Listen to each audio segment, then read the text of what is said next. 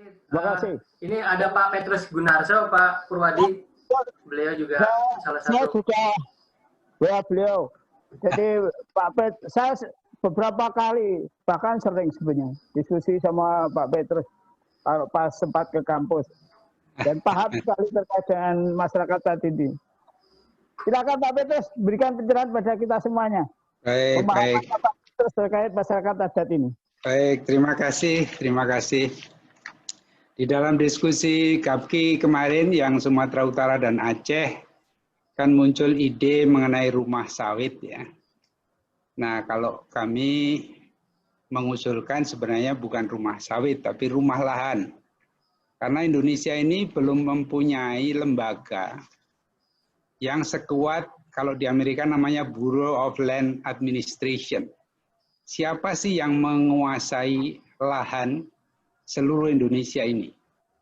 Mestinya kalau kementerian disebutnya kan Kementerian Agraria Tata Ruang. Kalau agraria sendiri itu sebenarnya artinya kan seluruh tanah, air, udara. Itu kan agraria. Nah, karena agraria, tata ruang, dan BPN digabung, mereka seolah-olah, kebetulan di sini Pak Wamen sudah nggak ada ya, seolah-olah mereka hanya mengurus yang sisa dari kawasan hutan yang diklaim, tadi ada yang mengatakan 70%, ada yang 60%.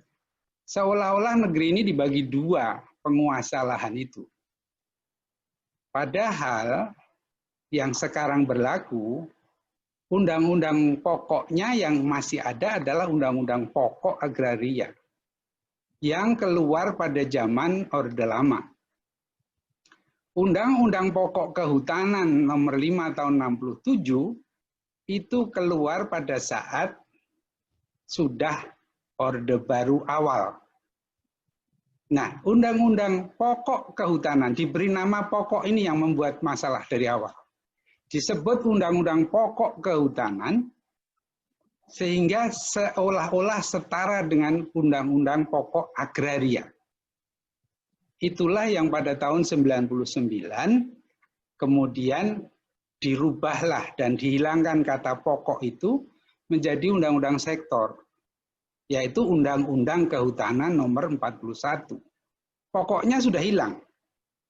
Tetapi pemikiran mengenai pokok dan penguasaan lahan, bukan hutannya, itu masih dipegang sampai sekarang.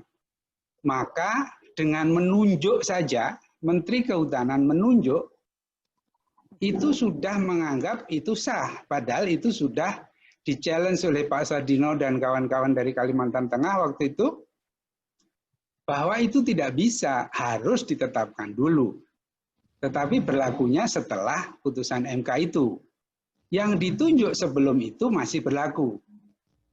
Nah, tetapi hal ini kenapa tidak terjadi di Kalimantan Tengah? Di Kalimantan Tengah misalnya, penunjukan kawasan itu masih luar biasa besar. Masih 83% kawasan hutan.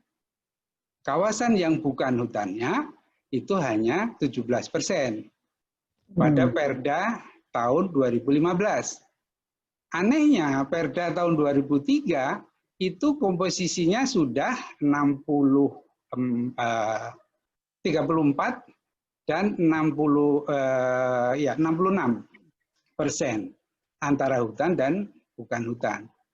Nah, ini tentu dari Perda 2003 sampai dengan 2015 yang perbedaan segitu banyak tadi, itulah yang sekarang menjadi permasalahan besar. Itu yang pertama. Oleh karena itu sebenarnya kalau rumah lahan tadi ditata dengan baik, mestinya agraria menjadi yang paling tinggi untuk menguasai bumi, di bawah bumi, air, dan laut. Nah, itu harusnya dikelola satu. Termasuk diantaranya, kalau tadi nanti ada semacam Kementerian Agraria misalnya gitu, itu seharusnya tugasnya adalah termasuk, karena di dalam MK itu jelas-jelas masyarakat hukum adat itu diberikan ruang, sehingga mestinya di situ di bawahnya itu adalah yang melakukan inventarisasi, potensi, dan seterusnya. Kemudian yang kedua yang mengatur administrasi pertanahan, yang PPN sekarang. Kemudian planologi kehutanan, dan kemudian hak masyarakat hukum adat.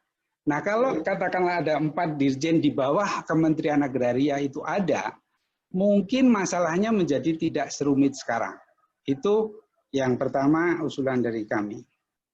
Yang kedua, yang immediate action sebenarnya, yang bisa dilakukan oleh kawan-kawan, saya sudah berdiskusi juga dengan Pak Sadino, yang namanya hutan produksi konversi, itu sebenarnya kan tidak perlu pelepasan kalau memang mau mengakui bahwa memang oleh Kementerian Kehutanan itu sudah akan dikonversi. Nah, konversinya jadi apa kan terserah gitu ya.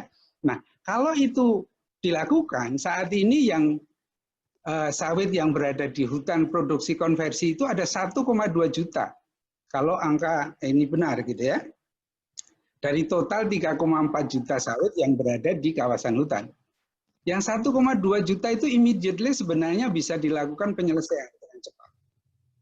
Nah, menurut saya ini juga langkah yang menurut saya bisa memberikan kepastian yang lebih besar kepada mereka-mereka yang sudah menanam sawit, tetapi wilayahnya kemudian jatuh atau masuk ke dalam kawasan hutan produksi konversi.